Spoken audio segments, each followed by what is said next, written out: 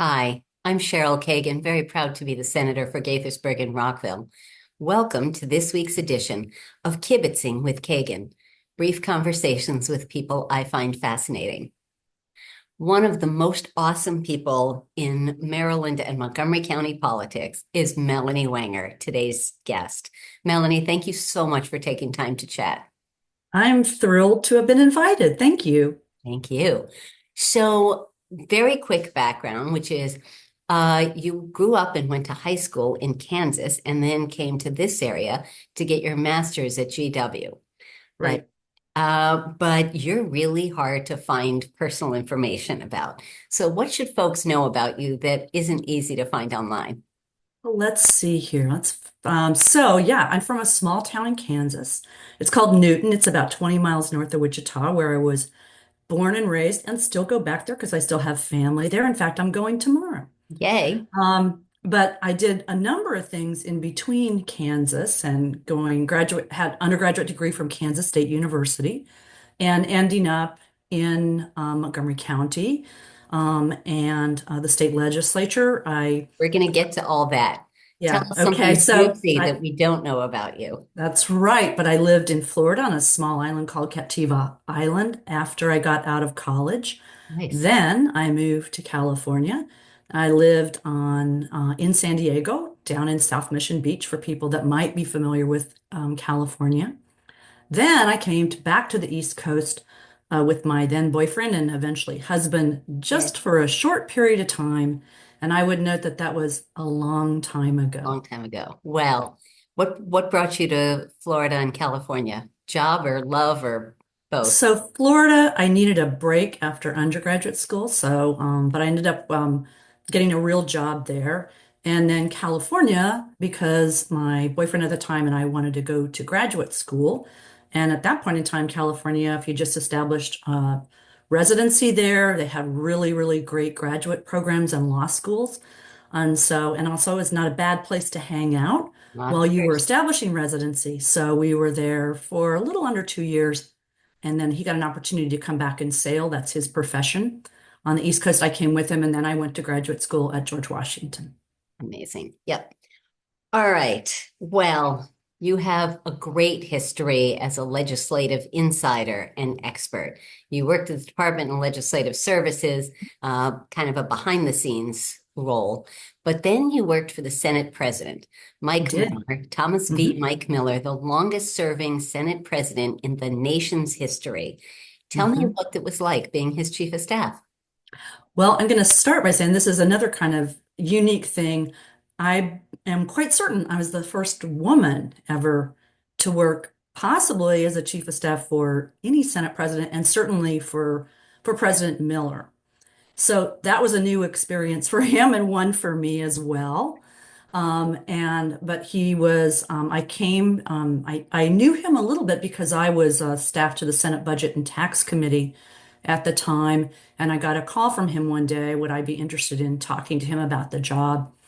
And I will honestly say at one point I said, no, I don't think I want to do this. And then his powers of persuasion, which is one Yes. reason he was who he was and got to be where he ended up being, convinced me otherwise. And so I joined him, I think, in the fall of 2000, and I was with him until 2003. Yep. What was the most memorable experience you ever had with Mike Miller? Oh, many. It's a matter of which one. I think as a young staffer working with him, sitting in a room one day and um, talking about, and this is something that a lot of people wouldn't know about, but Care First was a nonprofit, and there was a big discussion about Care First, big insurance company, um, selling to the private sector. And I sat in a room and listened to all this and innocently thought that, well, surely that would happen. Only to be told by the Senate president that will never happen. It Mm. ultimately did, but it took years for that to happen. And I just all of a sudden got a greater understanding of how much smarter he was about me than just basic politics, and that I was truly a good government girl at heart Hmm. and had a lot to learn about, the political landscape. So that was kind of one of many things that I, really learned to admire him for that and try to learn from his kind of political skill set and then bringing my good government and how to switch gears and think differently about how to get things to move forward just from my, simple view of the good government thing versus the pure political thing lots of times. So you referenced that you were the first woman as his chief of Hmm. staff. Hmm. Mike, and I say this with respect and love, he was kind of a good old boy. He was the product Oh, yeah. of his environment. Yeah. Um, how did you teach him about equality and respect for women, and how often did you guys struggle with that? Well, actually, I always did think he had a respect for women because he was from a big family, Hmm. and his mother was a dominating figure in his life. Yes. So, but he was raised in a generation where the types of things that would happen, honestly, were normal then that now we would look at in a very different light and would never occur. So, I had worked in that world though for a long time as a legislative staffer, so I was not new to sometimes the language that was used Yes. or lots of times, lovingly and admirably, but it would certainly be looked upon very poorly now. Yeah. And so a lot of times, I just kind of didn't think of it. I think when I left, I remember getting a call one time from a press reporter and asking like, "Well, what's it like now to be?" And I said, to be a woman out in the world lobbying now. And I said, what's it different? And I go like, well, the one thing that's really different is just that camaraderie that men seem to have to one another. And I remember telling him, what is different? And I thought about this for a while and went like, I never get asked to play golf. And I think that started to be the beginning of a lot of women kind of getting together and playing golf. But so it just, evolved over time. I mean, it was a point in time where I was even generally accepting of that because that's just the way the world worked, Mhm. and then became less and less tolerant. And so, there were certainly things, but I think that, we ended up having a mutual level of respect. 100%. So yeah. So he used to call us lady senators, and I think he didn't mean it in any disparaging way. But at some point, it was like, Mike, don't do that, please. We're senators. We were elected as senators. Uh, Yeah. so what was your proudest accomplishment working for President Miller? Trying to think, proudest accomplishment. Um, I felt strongly about a piece of legislation that passed that I thought was unfair. And I asked him and I asked him, I asked him, would he make a call to see if the governor would have an interest in vetoing that bill? Mm, And he argued and argued and argued with me. And I told him why I felt that way. And again, this is rooted in some of my good government things that, and he made that call and all the bill right. was vetoed. So, I mean, there's small things. There was Amazing. a lot of things. I mean, he had a lot of big legislation that, we worked on together, but those are the kind of things I just remember that were small wins. You know what? A bunch of small wins add up. So good Oh, for you. yeah. Oh, yeah. Last thing on President Miller. What was a lesson that he taught you that you have carried forward in your career? So I think the lesson he taught me is about how important constituents are. Mm, And it was something that he was very good at, and it was small people and it was big people. And he was respectful of all of them and the power they brought to why the General Assembly exists, that it is a people process. And I always appreciated that. And he really doubled down and was a great example in that area. that's great. Okay. So 22 years ago now, you Yeah. shifted to Montgomery County Yep. to the Office of Intergovernmental Relations. You've been head of Hmm. the office for years. So why don't you That's talk right. about what your office does? So the Office of Intergovernmental Relations for Montgomery. It's a mouthful.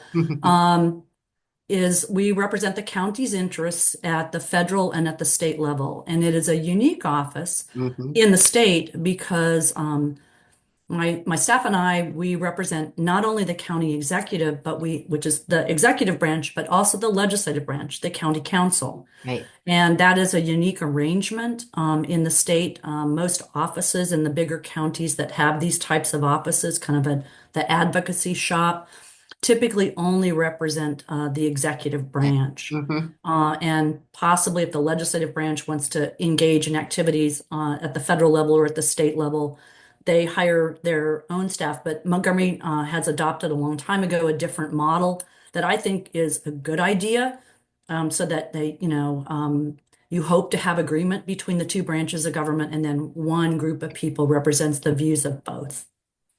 And if they disagree, what's the process? The process is that my office stands down, Okay. and other people come in. If the executive has a special assistant or possibly someone from an executive branch agency that comes and does the advocacy, and the council, if they feel strongly, they have in the past, it predated me, actually hired a contract lobbyist to represent them when there was a difference. But typically, we have not had them, or there's ways where you try and kind of go along to get along, and not place the state delegation that ultimately makes a lot of these decisions in a bad position. So we work to avoid that. So there are a lot of power players with the county executive, now 11 council members. We've got 9 senators and what do you have? 24, 25, 26 members of the House of Delegates. That's a lot of moving parts. How do you decide which bills ought to be endorsed? Um, does it start with you guys flagging a bill? Does it start with the Yeah. legislator or council member or the exec? How does that go? Well, we'll start by laying out that because how many thousands of bills do we have? Right. So, and how many things could you get involved in? So, I think the basic premise that we're starting to look at is what is relevant to the Mm. county? Because there's a lot of interesting things out there that really are of statewide significance that are not specifically relevant to Montgomery County, although they're of interest. A lot of things are. So we start there, and but we do have a process that, a priorities process in the county that actually starts not long after session ends every year. Session ends in April, and we start soliciting ideas from executive branch agencies at the end of May already, and Mm. also ideas about priority areas. What are the priorities of the county as it looks at itself every year?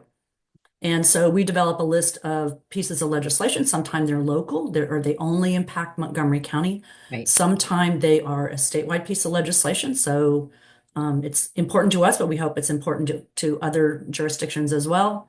So we pursue that, and also a list of broad priorities where pieces of legislation that we didn't think of ourselves, which is plenty of that. Sure. But we can then kind of prioritize and see when we see pieces of legislation introduced, is this something that is consistent with that list of priorities that we've put out? And that's how we decide what we're going to be working on. We're also stay very interested in what our own legislators introduce, Hmm. and we like to be able to support them or provide input when we can. Hmm. And we do a lot of that too. So Hmm. Like today, my right to repair wheelchairs. Montgomery County came in yep. for that, working on Hmm. that with Delegate Yep. Aaron Hmm. Kaufman, and it's great. Yep. The county Yep. say yes, we're on board. Yeah. Um, so in this year where there's kind of no money, how does that modify your job? How does that make things more complicated? So, I am a money person. I came out of the, budget committees Hmm. as a young staffer, and when I worked for the Senate president, that was something that, he depended upon me to, help navigate.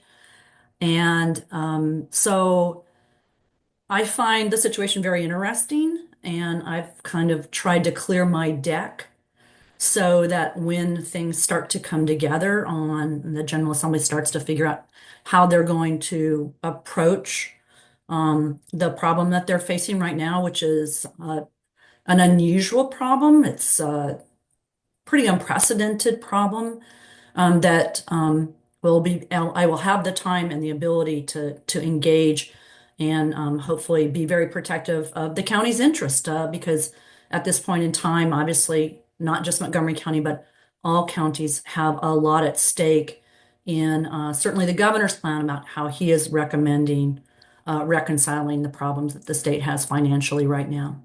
Yep. So teacher pensions and librarians' pensions, that has always disproportionately affected Montgomery County. Taxes on higher income folks disproportionately, but not exclusively, affects Montgomery County Mhm. residents. How do you make us sort of sympathetic folks? Well, that's not easy. I think Yep. that as a legislator hailing from Montgomery, lots of times you find at the state level there's not a lot of sympathy for the county at this point. But I think that there's a basic premise of fairness.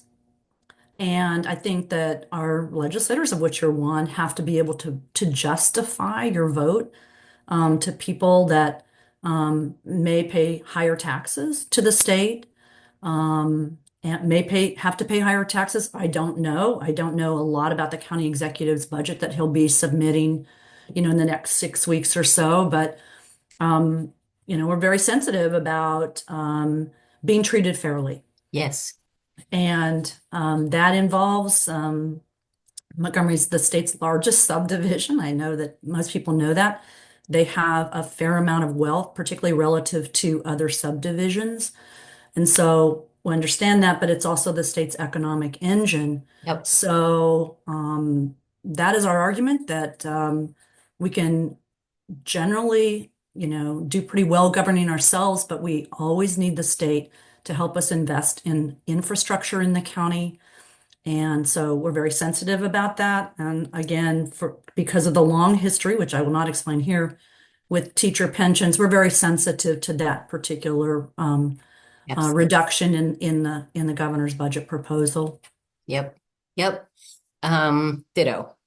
I always say that when they come at the wealthier folks, they have the easiest capacity to relocate. And so Yeah. there's a higher percentage of zero because they move out of state is zero. So you can increase it by as much as you want, but we're going to lose people. Let's move on. When I first came into office, there was definitely an assumption, a belief that Montgomery County was rich white people and the streets are paved in gold. I Yeah. think that my colleagues finally get it that that's not what Montgomery County is or looks like, that our demographic and socioeconomic realities have changed a lot. What do you Mhm. think? And what has been the most persuasive and educational messaging about that? Well, I describe Montgomery differently now. I describe it as a mature subdivision that Mm, starts to have all of the things that happen to mature subdivisions, and that's areas that need to be revitalized. Um, it's a very large county, and it is a very open county. It's very diverse. It has a lot of diversity of thought. The county itself, the geography of the county is even different in different places. So it's different. It no longer just slips under the radar. And I think, 30 years ago, yeah, I mean, I think that um, it was just a different place. It's a very different place now. It's big.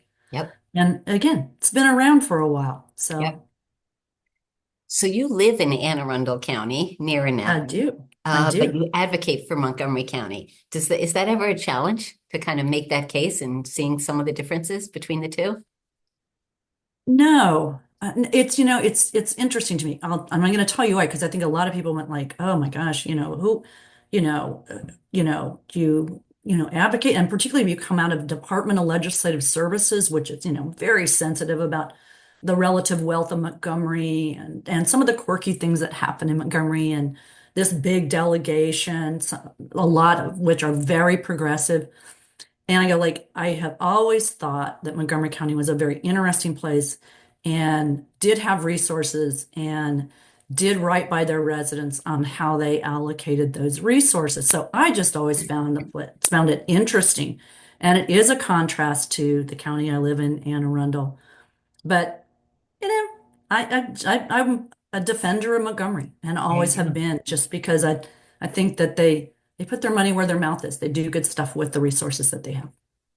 So speaking of quirky, you have worked with three different county executives, Yes, I Doug have. Duncan, Ike Leggett, and Mark Elrich, and they each have their quirks. Is it ever hard to sort of navigate that?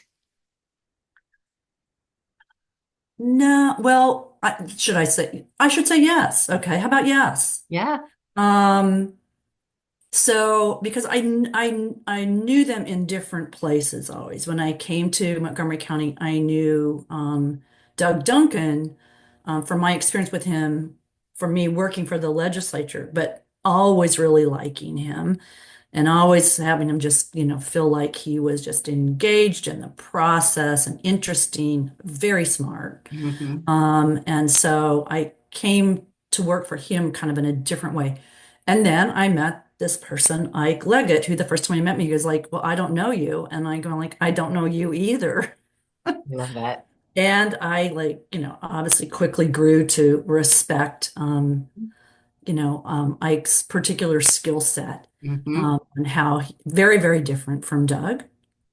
And I've known Mark Elrich, but only from the county council. So again, a different kind of way where you come in, a different opportunity to meet these people and then watch them shift gears into this office. So Yes. Mark is also another very committed public servant, very smart, very different than the first two. He Hmm. would be the first to admit it. Anyone Yep. who knows Mark would be. So yeah, but you just shift gears. I worked for a lot of committee chairmen. I worked for Mike Miller. So I worked for a lot of people, and Right. they all have different skill sets and bring things to the table. Right. Totally. Um, let's pivot to the craziness of the last several weeks, which is Oh, I call the Trump-Musk administration. So obviously there are enormous threats to Montgomery County residents, to Montgomery County's budget, to our economic reality, and mhm, statewide, obviously, just potentially mhm, catastrophic. Talking about cuts in transportation, substance abuse, biomedical, K through 12, as well as higher education, small businesses, mhm, veterans, and so much more. And mhm, obviously, we are the home currently mhm, to so many federal institutions. And obviously, everyone knows NIH and NIMH, the National Institutes of Mental Health, and NIST in the heart of my district, the coolest mhm. federal agency that no one's ever heard of, the I National have. Yay, National Institute for Standards and Technology. Anyway, these are jobs and prestigious access to revenues Mhm. and all that. Tell me what you are most scared of in this new administration, other than everything. Well, And I I'd should start by also say, saying, sorry, I should also yeah. say in terms of the immigration, since Montgomery County is so ethnically diverse. So we have been, as a county government, on this for quite a while. We started looking at how major is the exposure, and it is major. Hmm. And we also are the home of some very kind of hot button places. Hmm. National Institute of Health, heavy Which research, should not be a hot button agency. absolutely. The Yeah. Federal Drug Administration, Yep. Food again, and drug big administration. research, very controversial about who might lead, Yep. health, and NOAA, the, National Oceanic and it's, Administrate yep, and Aeronautics yep, right. Administration, NOAA. That's Yes. right. And I just looked at the numbers today, I think like 45,000 people who live in Montgomery County who are employed by the federal government. And we're trying to figure out if that's, it's devastating. I think, it's like you put your head in the sand and you kind of hope that the administration would have a slower start Yes. and also an even rockier start than they have had. Yep. This is discussions about how we're organizing probably take up at this point, and I'm not sitting deep inside, but probably 3 hours of the day. And Mm. again, we have tremendous grant exposure. We just got a major transportation grant right in under the nose of the new administration taking over to build out the north entrance of WMATA in Bethesda. WMATA And being Metro, the Washington right, Metropolitan Area Transit right, Authority. we are also owed about $80 million from FEMA. Sorry, I'm not going to, but Federal Emergency Management Agency. exactly, as a result of unpaid bills that are eligible for reimbursement for the pandemic. So we're not alone. However, we're sitting right there, and we have a very, very, very diverse population. And so it's very frightening, and it's just you'd like to be able to put your head in the sand, Can't, but can't. there has been no time to put your head in the sand. Yeah. It's happened so fast. So it's So, very, very scary. as a hypothetical, and I'm not asking you to go deep into this or divulge anything that isn't public yet, but do you feel empowered to fight back, to make a difference, to smack down some of these policy changes? It's a matter of the ability to do it. I mean, obviously, the Attorney General in Maryland has already been, a lot of very active in a number of national suits, fighting back. Hmm. Um, it is hard at the county level um, to affect a lot of change over what has happened. And so you follow the law, you know the law, you try not to break it, but you don't do things that you need to know the law. And So, that's what will be followed in Montgomery, but right. no more. We will there will be the line there will be lines drawn, but it will be within the law. So there are 24 counties, 157 municipalities, towns and cities in Mhm. Maryland. And then there's the state. How often can you guys come together under the governor? And how often are we fighting our own battles? I think there's, many, many issues that all counties come together on. Hmm. They come together on things that are preemption issues, for example, where Why don't you you define what preemption is? yeah, where you have authority to do things vested at the local level, where the state decides that they would like to set the rules for everyone at the state level. And county governments, do not, that's hard on them. They've Yep. put things in place. All, community activities it's very local. I mean, the further up the food chain, the further away you get from the people. So local governments generally feel pretty strong about being able to make decisions for the group of people that are residents of that county. Hmm. So that's a hard one, and I think almost all counties across Maryland almost always agree on that. There are other things I don't agree. I mean, the state's diverse. I Yes. mean, Montgomery County has different needs than Cecil County Right. Right. or Somerset, and even sometimes Prince George's or Hmm. Baltimore City. Hmm. So we don't agree on everything, but I think most counties agree on basic good government things and who decides who's close to the people and makes the decisions closest to the people. That makes sense. Um, if you'd like, can you speak to some of the county's key legislative priorities this year? The key legislative priorities this year are, I think, again, the issues I just talked about on preemption. Hmm. We have, and that involves a lot of environmental issues. It involves some tax issues. Um, Also, it is the budget. I think the budget is a driving factor. I think there are two things that are happening at the state level, and guess what? You're involved in both of them in your committee assignment. Um, and that is the budget, and a big part of that is the Blueprint Education Okay. Plan, and that is a subject matter for your committee. You are the Senate committee that has that, and it's also all things energy, and that is also your committee. Mhm. Montgomery County is has a very, very large school system, has, and it also is very, very active on in the environmental space. Yes. Generally, we're way out in front of other counties and in some areas the state. Mhm. Okay. So those are the big things. There's a lot of smaller things, but those are the big things. Two more quick questions, and then we'll go to our fast five. Um, Ooh, I'm dreading the fast five. you'll be great. What do you like best about your job? Um, I love developing strategy Mhm. and how things are going to work, based on the experience you have, where you can see opportunity and where you can quickly go ahead and admit that you're going to be defeated and not spend so much time on it. So I love that. I love my small staff. They're all very talented and bring a lot to the table. And I love seeing, how a team can work together and kind of advance the ball. So those are my things. That's great. And since I asked about your favorite, what is their least favorite part of your job? Um, Commuting an hour and a half and sometime 2 hours both way when I have to get to Montgomery County.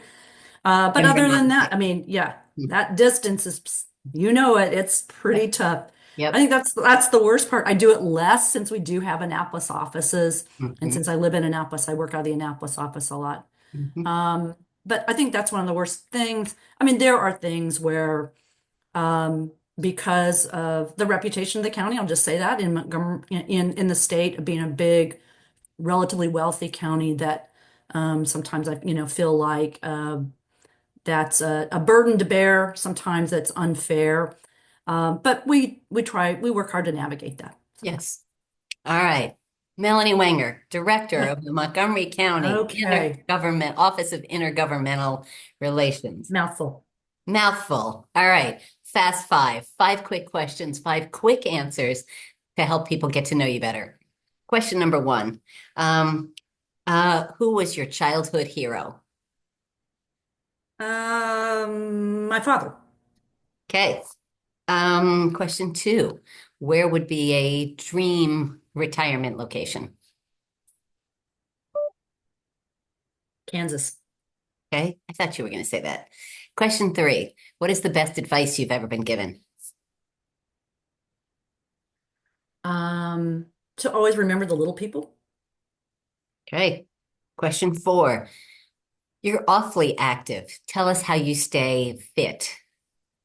You're kind. That's what I would say on that. I ride bike. I run.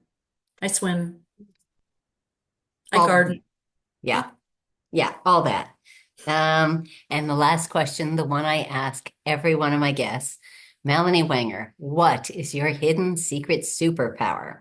What is a skill or talent you have, something you're really good at that most folks can't do? Probably read people. That's a good one. That's helpful. All right. Well, Melanie, thank you for participating in this kibitz, but thank you for all you do on behalf of the residents of Montgomery County and the people of Maryland, because you help us legislators just do our jobs better. So thank you for Well, that. thanks for everything you do. We totally love you in Montgomery County. Thank you, dear. All right. See you very soon. All right. Bye. Bye.